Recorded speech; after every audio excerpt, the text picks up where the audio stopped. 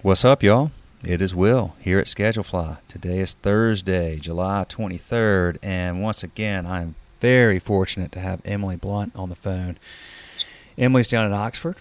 She's with owns St. Leo and St. Leo Lounge, and is one of my favorite people. Emily, thanks for coming on.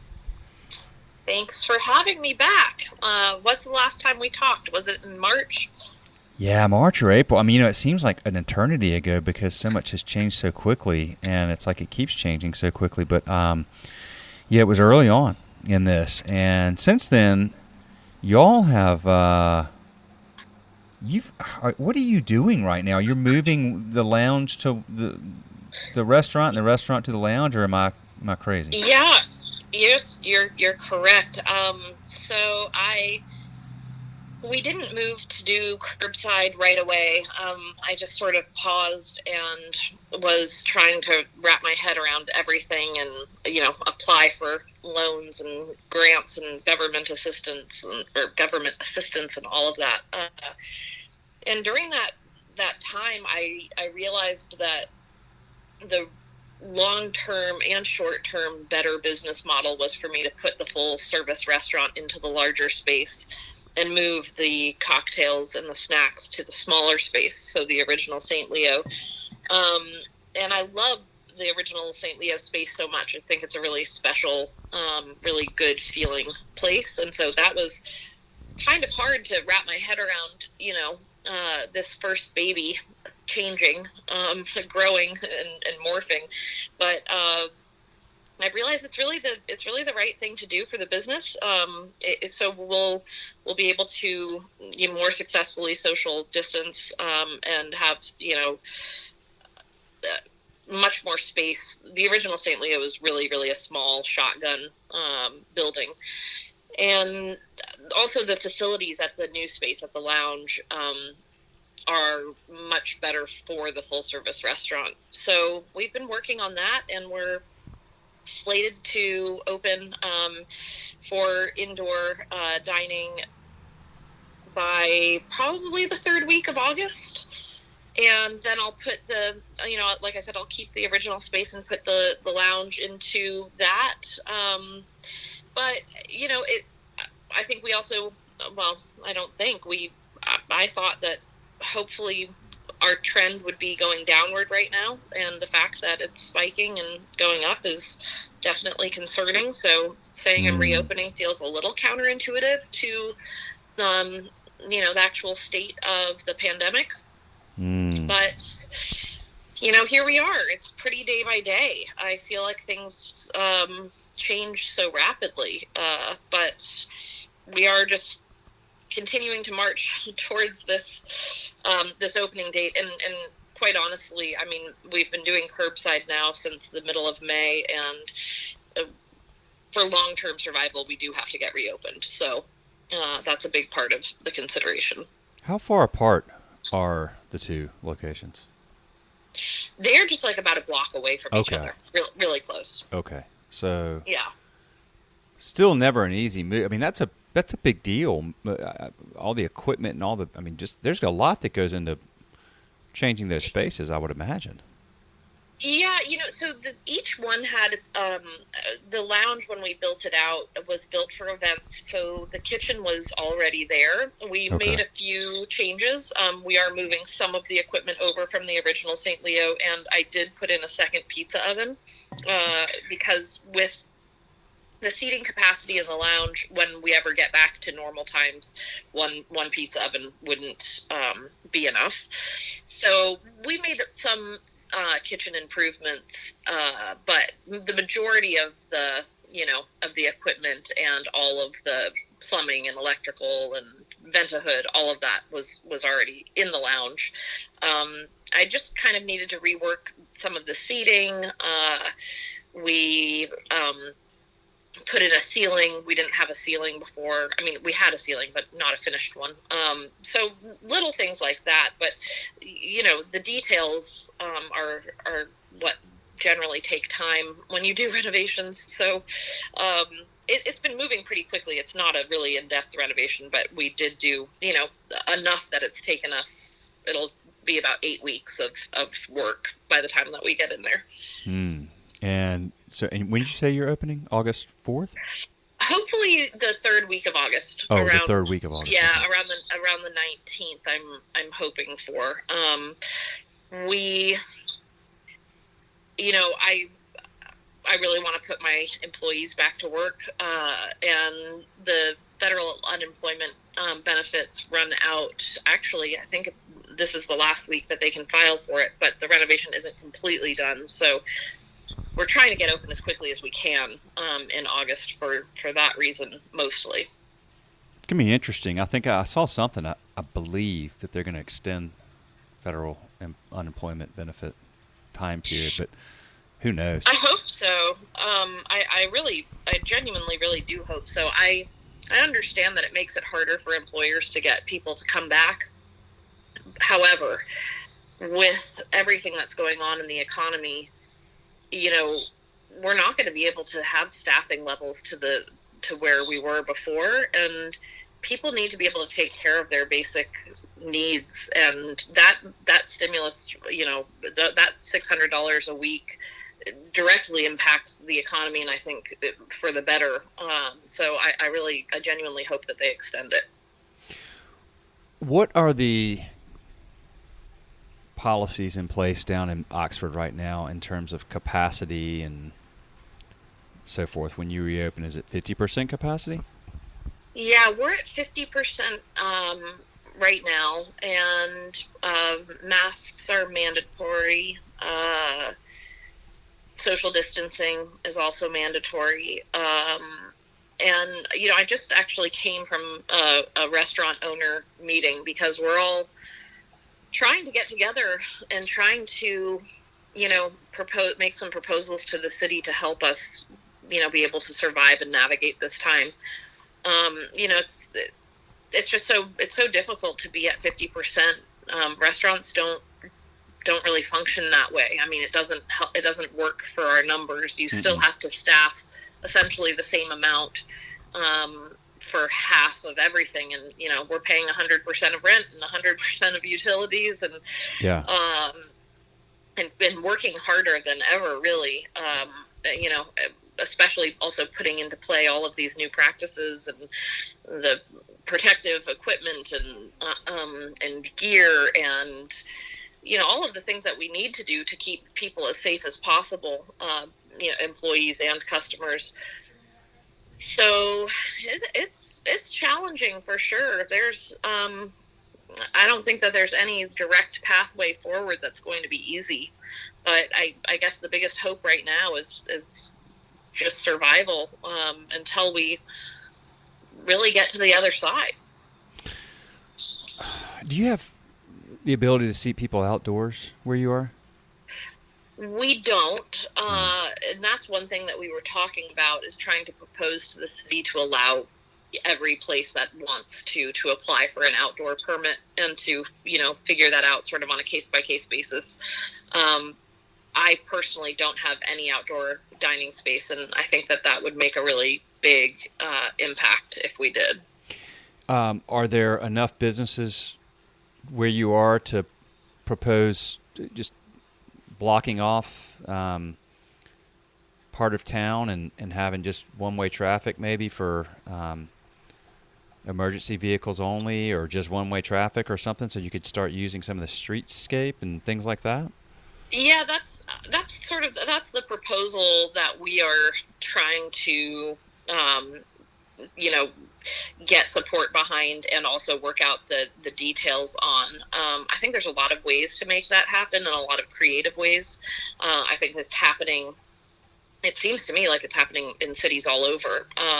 It is. So I'm really hopeful that Oxford will be amenable to that, and I believe that they will. I mean, the city needs us, we need them. We all need to work together and try to find positive outcomes, or sustainable outcomes, for us all to get through really the rest of 2020 and probably the first half of 2021, if not all the way through 2021. I mean, that sounds extreme, but who knows? Well, yeah, being where we are right now would have sounded really extreme in February of of Right. 2020. So you certainly could be right about that. What do you talk to owners in other cities that have had success with local policies that have enabled them to do that? Yeah, I have a friend who owns a restaurant in LA who has applied for and gotten an outdoor permit, and that's been really helpful for her. Similarly, I have another colleague friend who owns establishments in Detroit, and they're really, I mean, their outdoor spaces is what is getting them through. So all of that is really helpful. I also have a friend in Winston-Salem who I think that she had a good amount of outdoor space, but I do think that it seems like a lot of cities are, just trying to be as amenable as possible. I think they've even done it here in Tupelo and maybe even Jackson. I'm not 100% sure about that though. But yeah, if you had patio space before, I think that was really lucky. And if you didn't, you're hoping that the cities will work with you, which I think, like I said, I think that they will. I hope so. I think it is quite interesting to hear the different ways that different cities and states are approaching this. I'll tell you that your friend in Winston-Salem, and I could be wrong, or I could be wrong at this point because I know this stuff is fluid and it changes. But I've been in North Carolina pretty much my whole life, and I love my state, but I'm very disappointed in some of the things that our politicians have done here. And one of those is, let's say you have, I'll use easy math. If you could seat 100 people indoors prior, and now you've got this really large outdoor space, and you decide, okay, look, gosh, we could, creatively we could set up tables out there, and of course now since we used to be able to do 100, now we're at 50, at 50% capacity, but we can make up that 50 right outside. Well, in North Carolina, again, maybe this has changed, so I'll put that asterisk in here, but as of a week or two ago, you couldn't do that. You could not have, 50 in, 50 out. You have to have 50 total. So, period, in and out. Well, That's 50% capacity according to the way that they've done it here, which is just one of the most frustrating things about this, I've got to imagine, it certainly has been for me, speaking to you and your peers, has been, having your hands tied, so to speak, in so many ways by politicians who often have never run a business, certainly never run a restaurant, and really don't understand how incredibly harmful that can be. You're a very creative, gritty, hardworking, thoughtful, intentional group of people collectively, restaurant owners are. You can only do so much of that when you just get hamstrung. Yeah, that's I hadn't heard about that, but that's crazy. I mean, I agree. The whole point is to try to make up, is make up for the lost volume, and speaking from experience, I definitely know sometimes when you're dealing with policymakers who don't have experience, in running a business, that is very frustrating. There's a lot that people don't know, what goes into making things happen, and the true cost of running businesses is, it sure is a lot. Well, let me ask you this. Now, I say North Carolina. So they're good. That's based on what the governor has put out and what his attorneys have suggested based on his policy. Now, then the question becomes, within your state, is it something that's decided at the top, or is it something that's decided at the city? Now, most states, most of the owners I've talked to, the top-down approach has been fairly broad, and then it comes down to, can we lobby our local politicians, our county commissioners or our mayor, or depending on. So in your situation, this is a city by city. It is, yes. So, for example, at the beginning of the summer, our mayor was very open to having outdoor dining, but the aldermen were not going to allow alcohol outside. And at that time, everybody thought we would be, not here now. And so it was like, well, it's about to be so hot outside. If we can't do alcohol, let's just concentrate on curbside. And nobody really pushed the outdoor dining. And now it's become apparent that they're going to have to work with us and be more lenient. Like, I'm not saying they don't need to turn it into an entertainment district where you can walk around with cups. They need to allow dining space outdoors that I would treat just as my own dining room and be subject to the same, regulations as my dining room, just in that outdoor capacity. And so that's my hope, because it is city by city. Like I said, Jackson had totally different alcohol. They didn't restrict it. You could get cocktails to go. You could, have them outside. I'm not sure about Tupelo, but Oxford was not open to that originally, and we're really hoping that they're gonna, meet us halfway on that for sure. God, I hope so. So if you have any interest, I'm happy to connect you with other folks that have had success. Like Karen Hoskin, I spoke to her. It was like last week, I guess, at Montana Distillers out in Crested Butte. And Crested Butte's done from what I understand, what I can tell, a very good job of enabling these businesses to, move outside during this. Oh, And they've changed the traffic patterns. They've cut things down to one lane, so there's all these people walking around. I think they have tents. I mean, it's a pretty cool deal. So they had success with their mayor or city council or whoever made the decisions. I don't recall, but I hope that we can learn from what other cities are doing and have good examples of that to share with our local politicians. And anyway, I mean, if you have any interest, I could connect you with Karen or anybody. I know you got your hands full, so no worries if not. But just let me know, and I'm happy to because maybe there's some. There's good ideas floating around right now, and a lot of them are local, so they stay. It's hard to find ways to take those ideas and leverage those at scale across 50 states and thousands of cities and hundreds of thousands of cities and towns. So, we're trying to do everything we can to connect those dots when possible, because there are a lot of really good ideas. Oh well, yeah, and that I would love to be connected.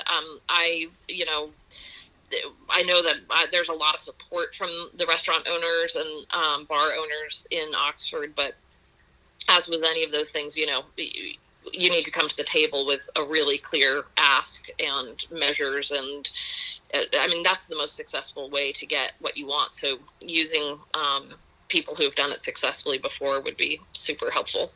Yeah, I'll connect you with Karen. She's awesome. She's got a rum distillery up there in Crested Butte, Montana Distillers. Boy, that rum is really good. That's awesome. That sounds delicious. I think I'm ready for some right now. Yeah, I think you'd really like Karen. She's a very, very sharp business lady. I've had her on here 4 or 5 times. In fact, I stayed with her and her husband when I was in Crested Butte in mid-February, right before all this stuff blew up. Nobody was, I was just thinking about snow skiing then. But that also brings me the idea of taking these ideas and finding ways to promote them and get them out there effectively brings me to the idea that I sent you earlier. I'd love to get your thoughts. That's Sean Stokes at Luna Rotisserie. He's in Durham and second location in Carver, North Carolina. His father owned an HVAC business, so Sean kind of grew up in it. He worked for his dad for a while, growing up. Yeah, I think he has a very thoughtful proposal on, the reality of the situation of indoor, whether you can have outdoor seating or not, that will last until it lasts. When weather gets cold or on days when it's, I've got to imagine there's days in Oxford when, Good grief! It's bad enough here in North Carolina. I can't imagine down there on a 95, degree, It's so hot. crazy humidity that people just aren't going to go outside. So then, this gets us to okay. Well, we can't operate at 50% indoors, outdoors, whatever. And there's points where people just need to be inside, or they're not going to go. So what do we do to create a safe environment inside that is literally safer, statistically safer for our staff and for our customers? And then how do we also just psychologically make our staff and our customers feel safer about going inside? So are there things we can do? And I think Sean has this amazing proposal from what I've seen to possibly help accommodate that. What do you think about it? Well, so yeah, I just read it and was like, wow, this is super cool. I read a while back one article about the UV sterilization. Is that what it is? Or, yes. Mm-hmm. Yeah. And was definitely interested in that, but I have not spent a lot of time thinking about, my actual HVAC system. I've been thinking about how to open windows and keep doors propped open, and will that freeze up the machine every time because it is so hot. But yeah, no, I thought that was really interesting. And the hard part is we are sacrificing, of course, doing the right thing by people, but sacrificing by moving our numbers down and stuff. And it's hard to wrap your head around adding another expense. I mean, that for me is hard. I'm like, oh, if $5,000 for 2,500 square feet. I have 4,000. I have 6,000 between both places. But that being said, the peace of mind of taking that percentage, I think they said it was 10%, and it goes down to 2.5% of potential, viral infection. That's pretty huge. So I'm interested. I mean, if I could have that done and know that would actually, provide that, I would probably get on board. Well, because oh, go ahead. Well, sorry, I was just going to say, what we know by now is it's not going anywhere anytime soon. I mean, until there's a vaccine, in my opinion, the virus is here, and we're just going to have to figure out how to work with it. Yeah. And that seems like a good option. Absolutely. I mean, the high-level summary, folks that are listening, and by the way, if you want to hear more, Sean was on here a week or two ago, and he got into some of the specifics about this. In addition to that, if you want to hear more, you can get in touch with me, and I will send you this proposal. Oh, cool. Oh, yeah. Anybody listening, just shoot a note over to support@schedulefly.com. Support@schedulefly.com. Just say you want to see the proposal for air quality improvements in restaurants, and I'll shoot it to you. So the high-level summary is, number one is increasing the exchange rates of fresh air by making adjustments to the hood system.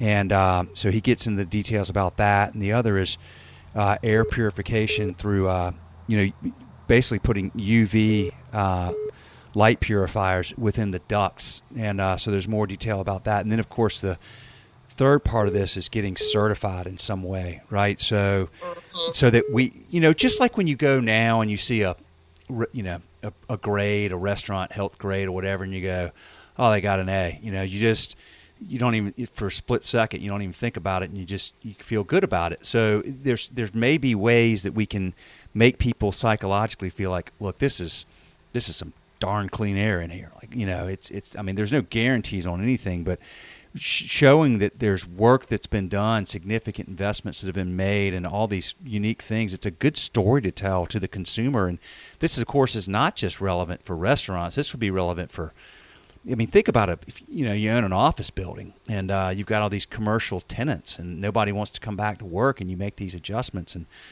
tell them that story. So I think Sean's idea is brilliant, and he also he has some good ideas for the funding too. Ways that maybe y'all wouldn't hopefully not have to foot the whole bill. And there's a lot of people that have a vested interest in your success, particularly as he mentions in there, food distributors and so forth that may provide food credits and things like that for doing this. So I think this is a really, really fascinating proposal, and we are going to do everything we can on our end at Schedule Fly to float this around and get some momentum and see if we can get people to start really thinking about this, because this is where you take something that's really out of your control and you begin to start to get your arms around it and control as much as you can. And the air quality improvements are massive, on a relative scale and on a percentage scale. This is, again, it's not guaranteeing anything, but a health quality score of A doesn't mean you're not going to get, one in a blue moon customer might get food poisoning. It's just, it happens. But if you feel psychologically safe, and this is what we really need, is the consumer to feel, I know there's always risk, but I feel like they've been mitigated as much as possible. I'm going inside that place and sitting down and having a meal, because we all want that so bad right now. We all want to go inside your place and feel comfortable and relaxed. Your staff want to come and feel comfortable and relaxed. You want to feel like we've done everything possible. We can't hammer out every single risk no matter what for this virus or anything else, but people just need to feel okay. And right now people don't feel okay, but we can get there. Right. Yeah. Yeah, no, it's it seems like a major puzzle piece in the figuring of it out. And gosh, they need it in offices, they need that in schools. I would feel amazing if my kid's school had that coming 100%. up. Yeah, very, very cool. I want to know more. I'll listen back on your, the podcast that you did with him. Oh, for sure. Yeah, I actually so I'm not sure when they were on. About a week ago, I listened to Evan Funky and Evan and Janet from Felix Trattoria. Mm-hmm. Felix Trattoria owners were on the Joe Rogan podcast, and he said that they're out in Los Angeles. They're a customer of ours, and so I saw that. I was like, I got to listen to this. A customer's on Joe Rogan. And he said that they're his favorite restaurant in the entire world. And he had them on, I think it was like in April. And so it was before this second wave hit. It was very interesting listening to them talk about the business side of this and then the passion side of this. Evan is the head chef there. He's got a lot of passion for what he does. Janet Zuccarino has been running successful restaurants a long time, and she talked a lot about the business side. But I thought it was really interesting. And then I literally sent them this proposal. I said, look, check this out. Let me know what you think. And if you're interested, it would be really cool to get this into Joe Rogan's hands and see if he'd have Sean on there to talk about this, because he's somebody that has the juice to kind of move the needle on this because of his, his reach. And he talked in there. He gave a really impassioned commentary about the importance of restaurants in our communities and how we need them. We need to. That's where we go, and we spend important moments in life with our friends and our family and our colleagues, and we're communal, and we need that, and we're at risk of losing some or a lot of them. And I just thought, well, if that's how he feels, I don't know. So anybody listen, if you know anything about, if you know Joe Rogan, let him know he needs to check this out. That is so cool. I follow Felix, and I'm totally inspired by them all the time. That's cool. I need to go and listen to that as well. Yeah. Wow. Sign me up to be in the test pilot group. I want a UV thing. Yeah, for sure. Well, I'll connect with UV purifier. I'll connect with Sean too, and y'all can rap about it. He's a great dude, really smart, and you'd like him. But yeah, check out that episode. That was a great episode. I could have listened to Evan and Janet talk to him for, I think they were on there about 2 hours. I could have listened to 2 more hours easily. His passion for what he does is really infectious, and he's very much into simplicity. and it's just I'll leave it at that. I won't spoil it, but listening to him talk about food, it just makes you appreciate it at a level that is, beyond what I had. And I really like good food, and I like good restaurants, and I have for a long time, and I love everybody that we serve and love y'all. But listen to him, it's just like, golly, it's like listening to this brilliant artist talk about their craft and the thinking that goes into it. Yeah, so cool. Yeah. How's your staff doing, Emily? I think, so I had a staff of about 77, a little bit more than that. And right now I have 8 people.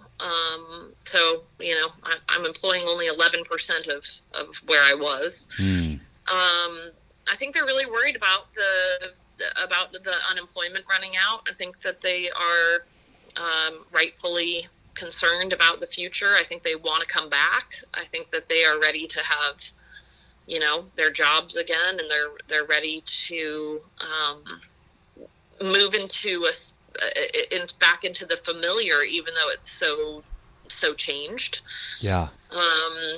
So I think it's, some people don't want to come back. We've had a good amount of people who have moved away or,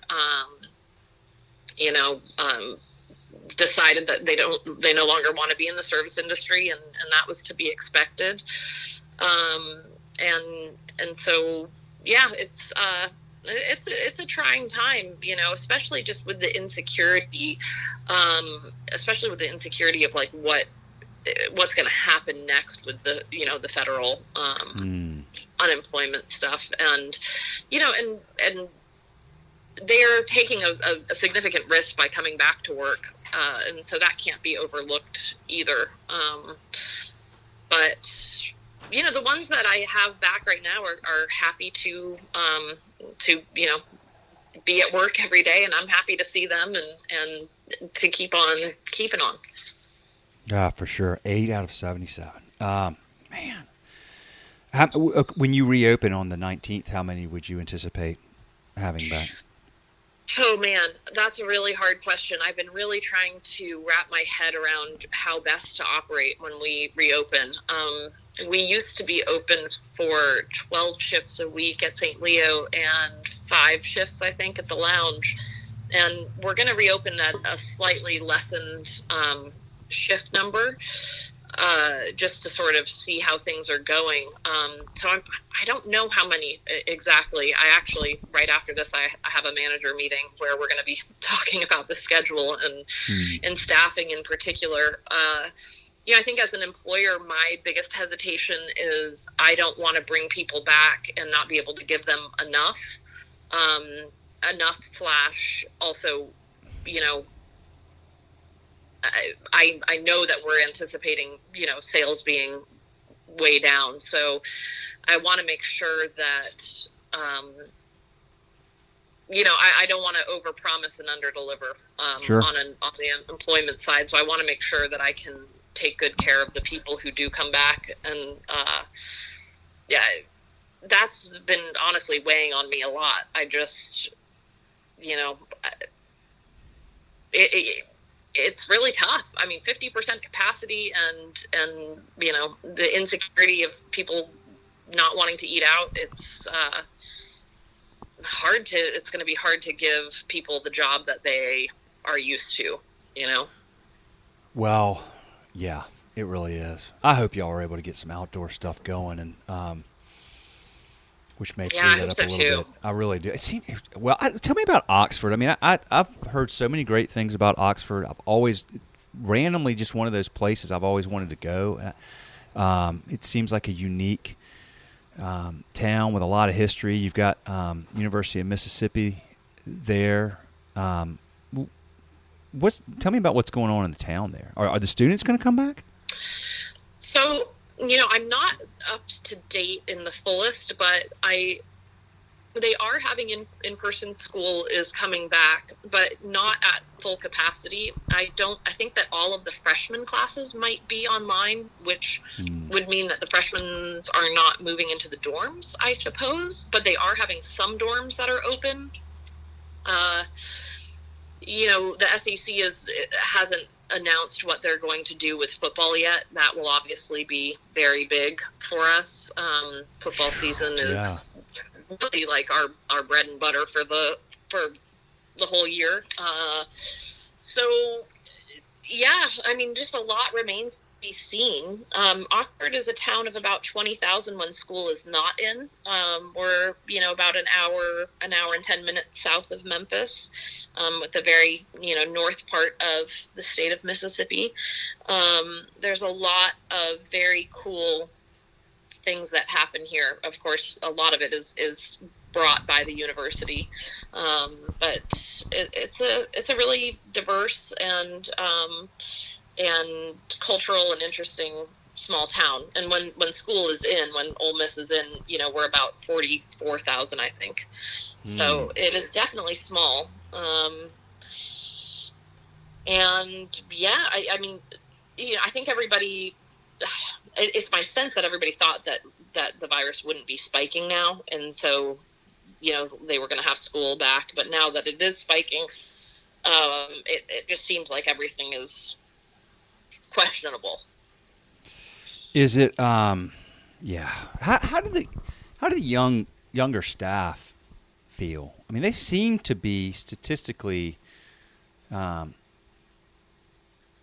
doing pretty well. If you're, under 35 or 40 or whatever it is. I don't pay a lot of attention to the details, but it seems like most folks that are younger, personally, probably don't have a lot of risk, but of course they have a lot of risk of exposing others that are at risk. But I'm right. What's the mentality around that? Is it? I mean, I know that they're worried about, their concern is about unemployment running out, but what about the virus itself?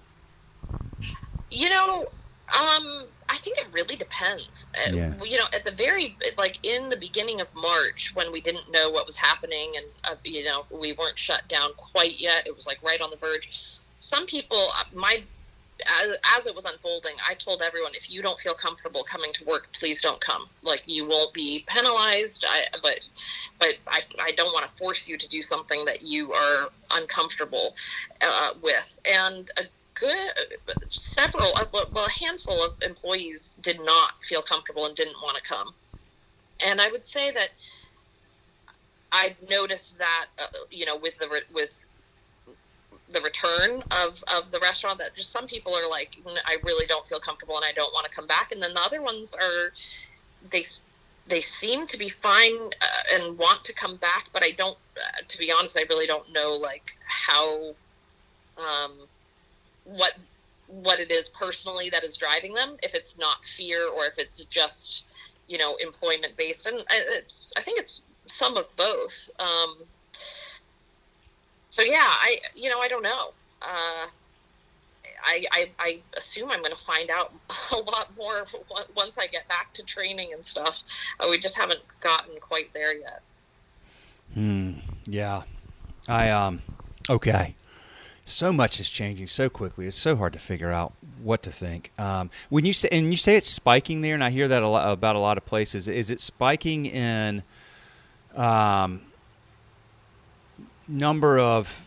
Obviously, there are more positive tests. That's what spiking is. But are you getting a sense that people are there more deaths, or are the hospitals overwhelmed there, or? Yes. So Mississippi is, we are breaking a record every day with new cases. And I believe that the majority of hospitals in the state of Mississippi are at capacity.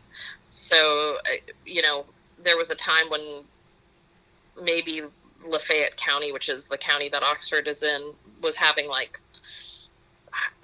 30 new cases a day or something, and that is doubled or tripled, and it is doing that consistently. And I could be off on that number. I look at a lot of numbers all the time, so anybody who is listening, don't take that number to heart. But it's just the trajectory of the whole state, and this county included, is on a major spike. And like I said, the hospitals, I do know that in the state of Mississippi right now, if they're not completely full, they're, on the verge of it. Okay. Gotcha. Gotcha. Yep. So Well, that's the hard part, because then you're going to introduce, the whole student population who hasn't been here. yep. And even if they don't all come, it's going to drive the numbers going up and the amount of positive cases up a whole bunch. But the other difficult part about that is when you get tested and you're not a resident, it gets reported back to the county that you are from, not the county that you're living in. So that is also a hard part about being in a college town, is that you're not necessarily seeing accurate numbers. It gets reported to the county that you're from?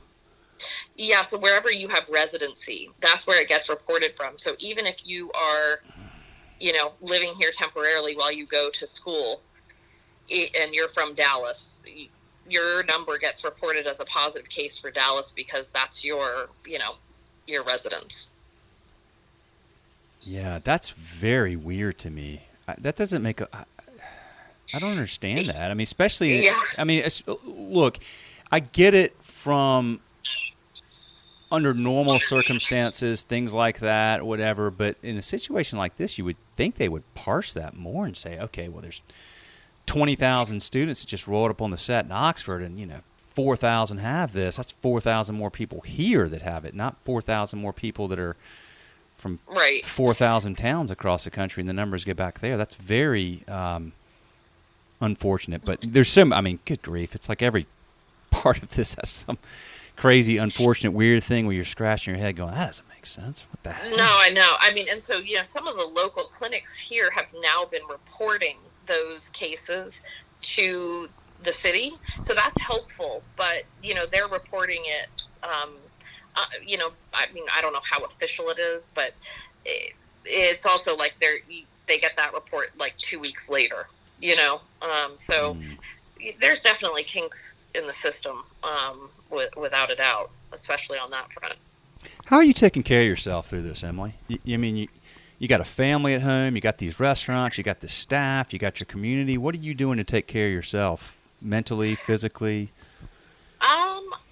Well, thank you for asking. It's been a trying time. On one hand, the first part, March and April, were so rough. But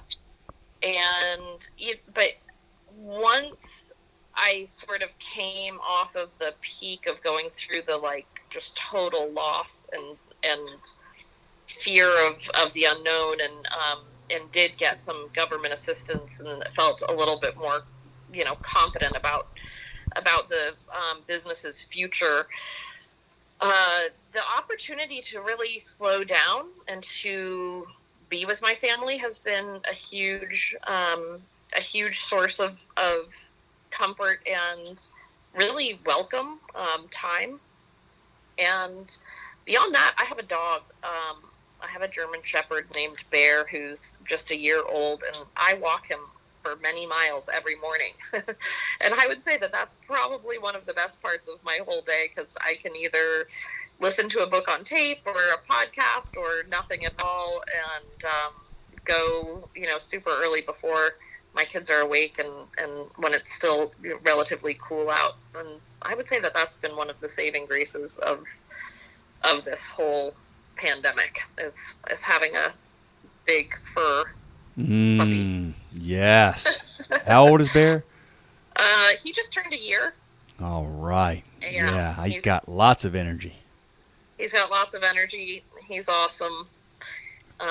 He's always, happy and excited, and doesn't know anything about a virus slowing him down. So. Don't you love that? We got 3 dogs, man. I love it so much. They're just it's so hard to have a dog around like that that's all happy and wants to go on a walk. You just can't help but just pull in a little bit of that light through osmosis from them. Man, yeah. Oh, that's so cool. I'm glad you have that. You need that. You got to take care of yourself. You got so much going on. It's crazy. And you got to refill that cup.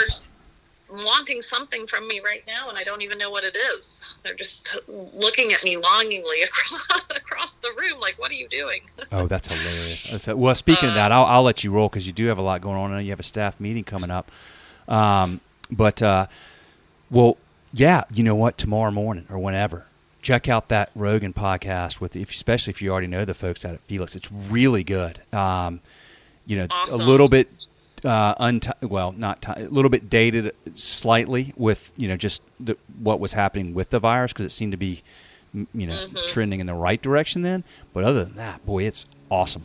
And I will connect you with Karen at Montana and Sean Stokes here in Durham, who did the proposal. And folks, again, if you want a copy of that, support@schedulefly.com. Just let me know. I'll send it to you. Emily, take care. Stay safe. Y'all are awesome. We love you. We're proud to serve you. Tell your staff the same. And if I can do anything, you always know where I am. Will, thank you so much. Love our catch-ups, and thank you for always taking the time. And I look forward to talking to you again soon. We'll make it happen. All right. See you. All right. Have a good one. Stay safe. You too. See you. Bye. All right, folks. That's a wrap.